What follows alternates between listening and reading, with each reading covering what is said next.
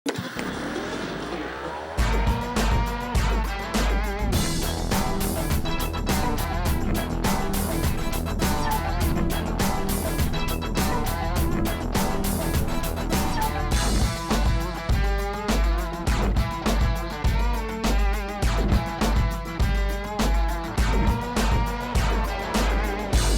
the hit list this time, we pay tribute to some of the music industry's biggest belters. According to Rolling Stone magazine, it's impossible to overrate the vocal stylings of Aretha Franklin, who came in at #1 on its list of greatest singers of all time. Often referred to as the Queen of Soul, the daughter of a Memphis Baptist minister has won 20 Grammys and released 20 #1 singles, including the 1967 classic Respect, which still seems totally relevant now.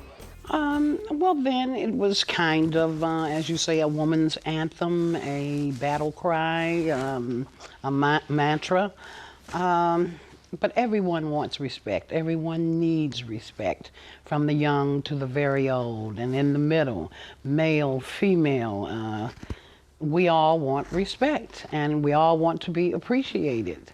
So it pretty much means the same thing to me now that it did then.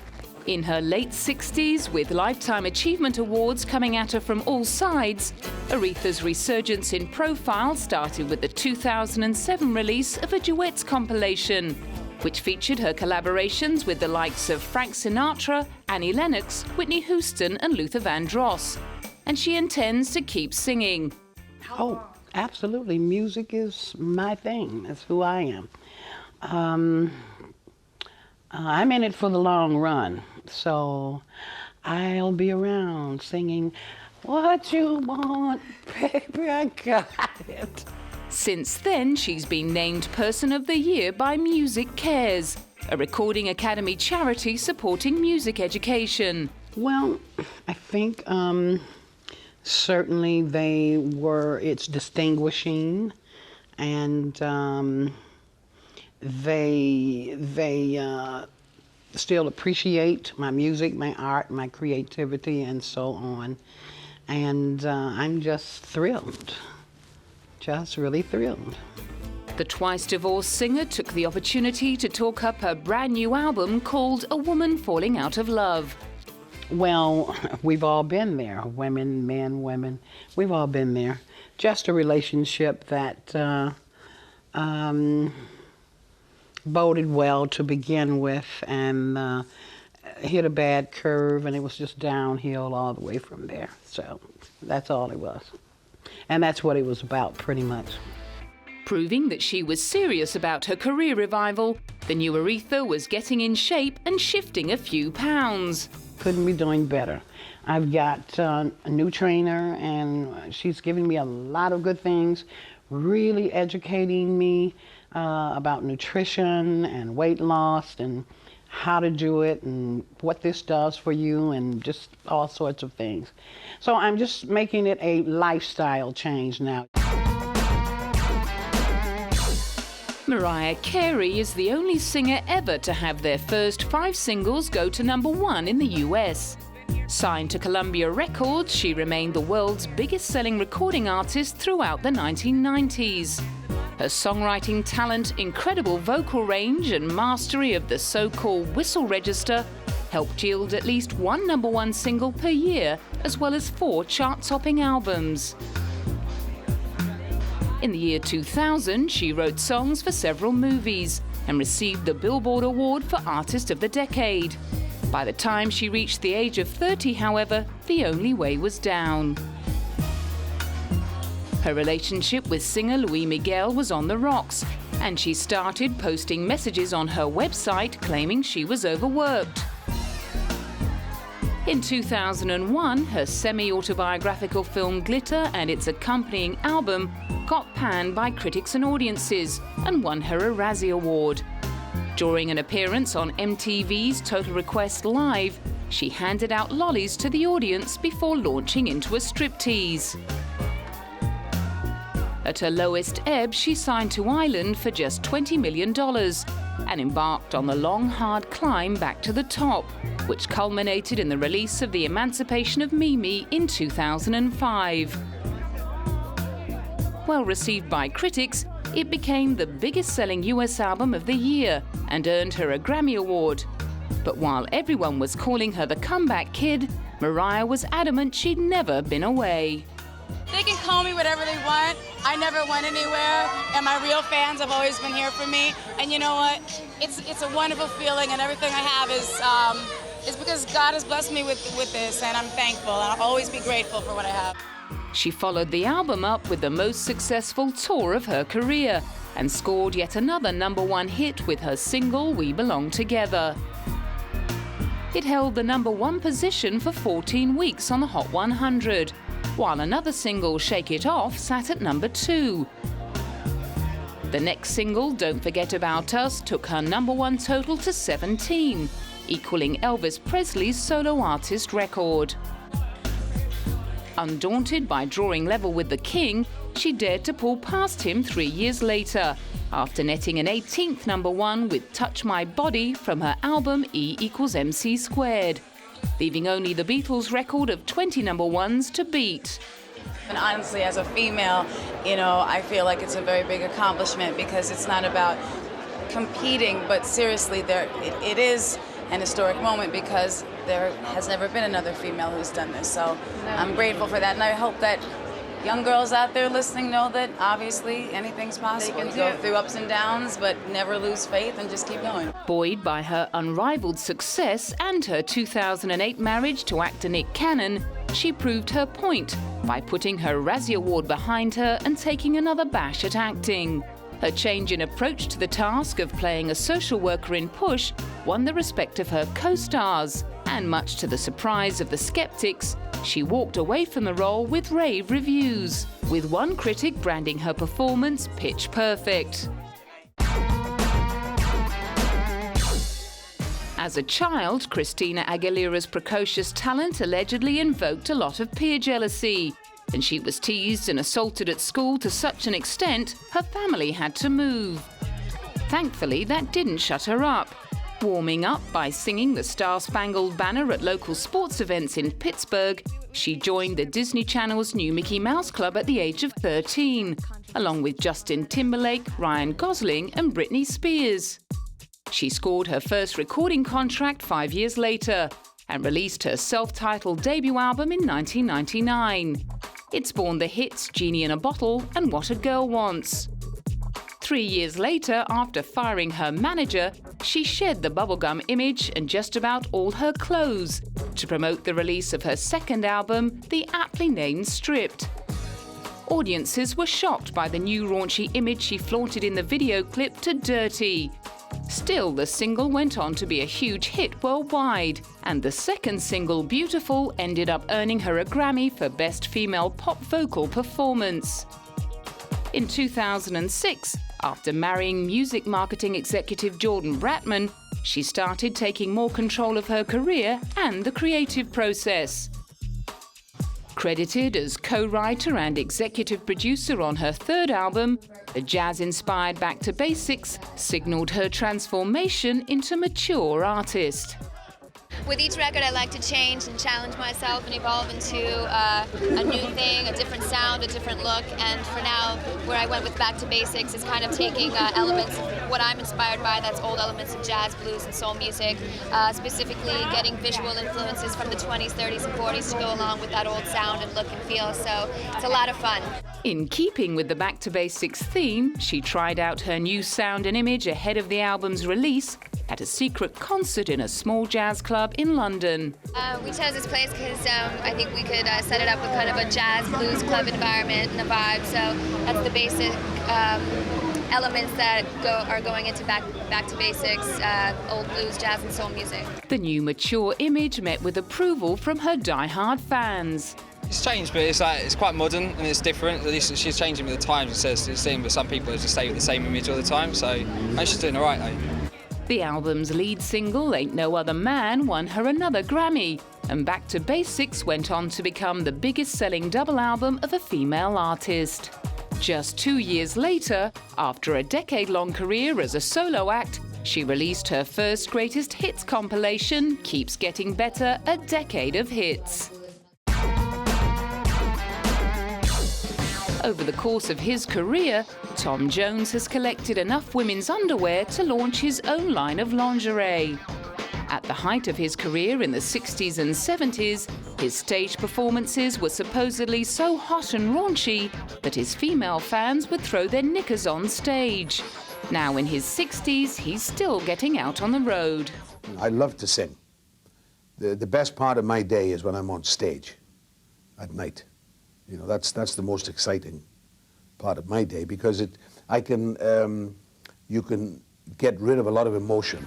And although the knickers might be a little larger these days, he's still treating fans to the same raucous style that made him famous.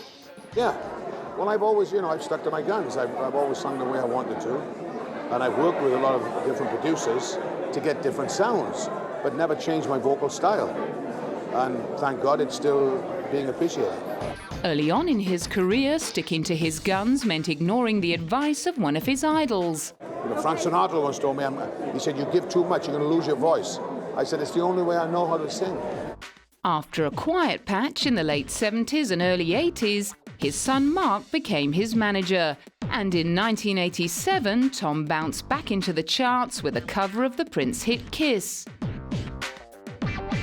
In 1999, he capitalized on his retro cool by pairing up with a host of younger chart-topping artists to cover a range of hits on his blockbuster album Reload. 4 years later, he popped up again with Reloaded. It's basically the greatest hits album, so we've taken the most successful singles that I've had, and then I've had success with some CDs that we've put out in Europe that were never released in America. So we added some of those songs as well. The hits kept coming, and so did the awards. In 2002, he was honoured to be singled out by Q magazine for a Merit Award. The following year, he got a Brit for outstanding contribution to music. But after being around for a long time, it's nice to know that the industry appreciates what I've done. Credited with ushering in the disco era with her 1975 hit Love to Love You Baby, Donna Summer is a compulsory inclusion in any retrospective on the disco generation. Her continued success in the singles charts with I Feel Love, Could It Be Magic, Bad Girls and Hot Stuff helped her become the first female artist to have 4 number ones in a 13-month period. However, as she recently revealed in her 2003 autobiography, that success came off the back of a physically abusive relationship and long-running battles with depression and low self-esteem.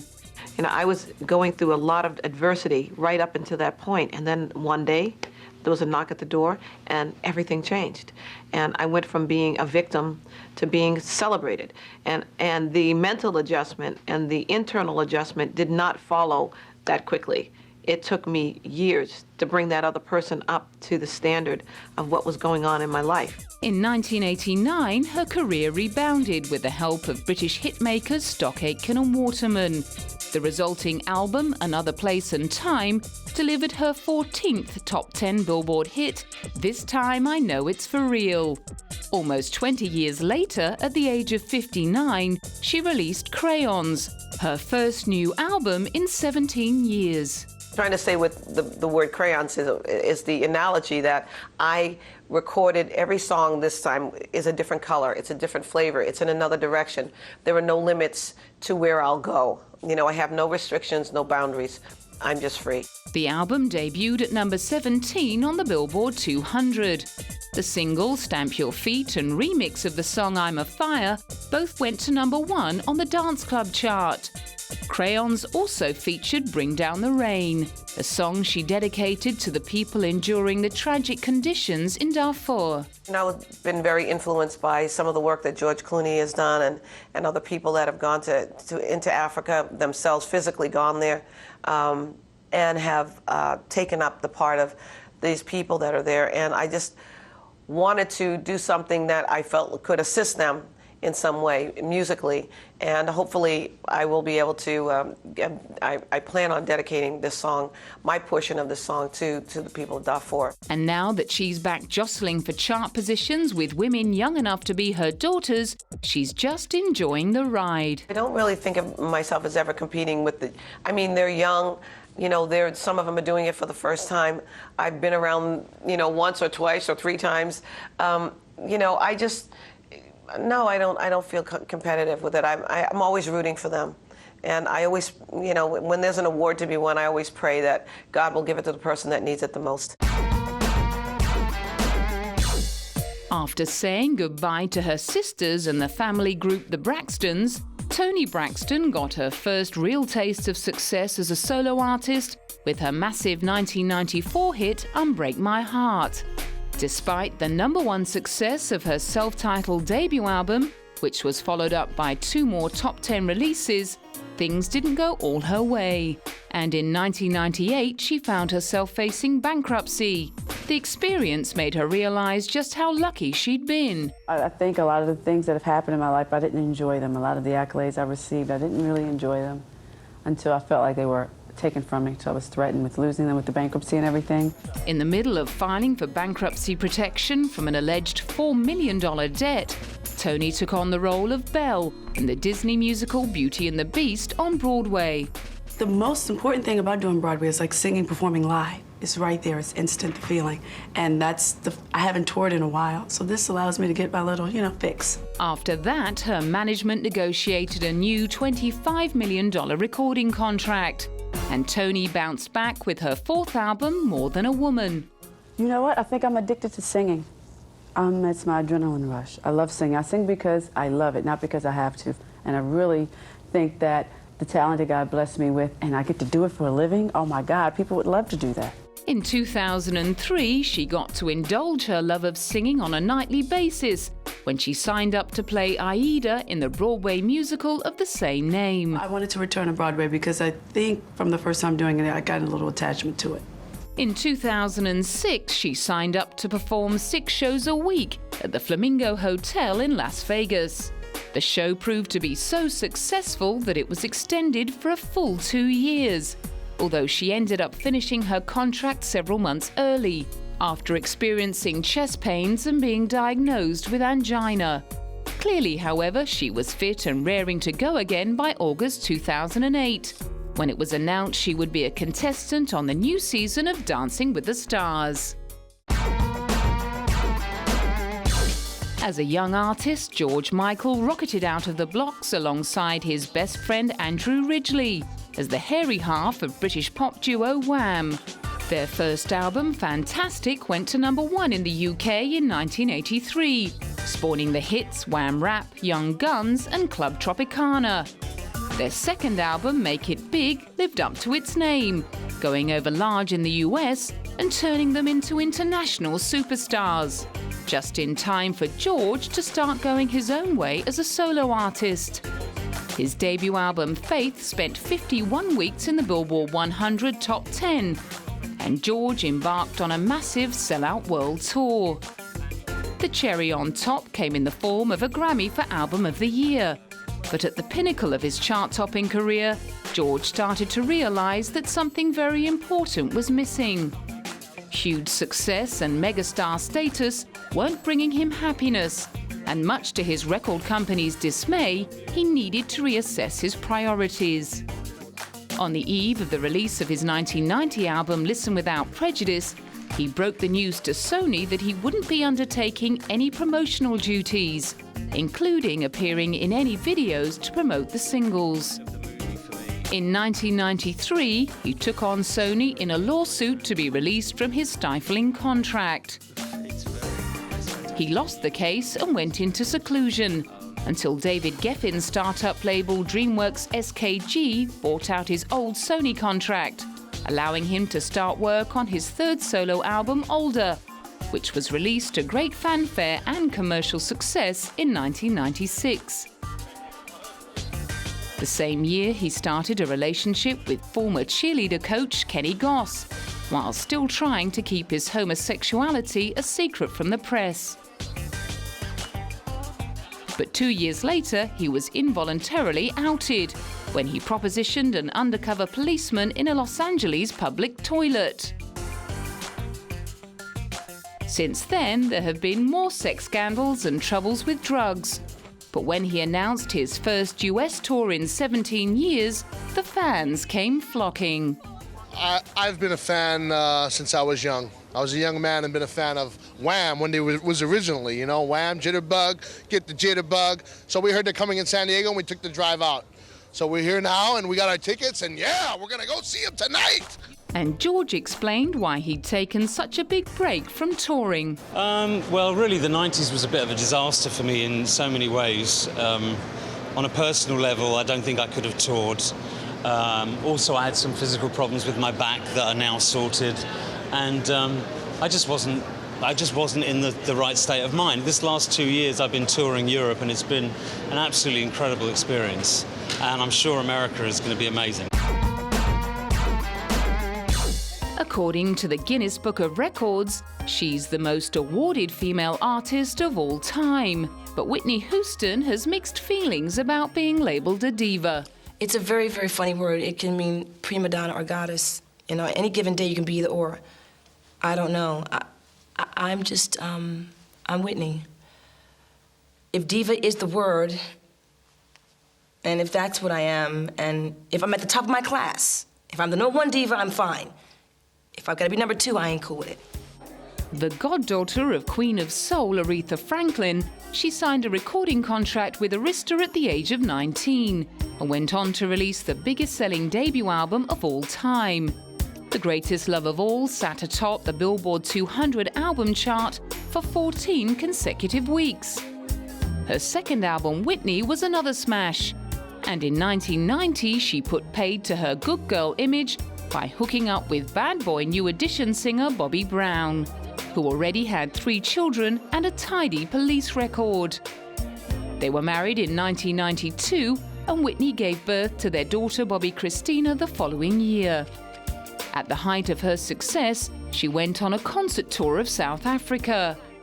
During the tour, she donated $1 million to South African children's charities, prompting Nelson Mandela to make a glowing speech. No. I'm here merely to polish her shoes. No. And No.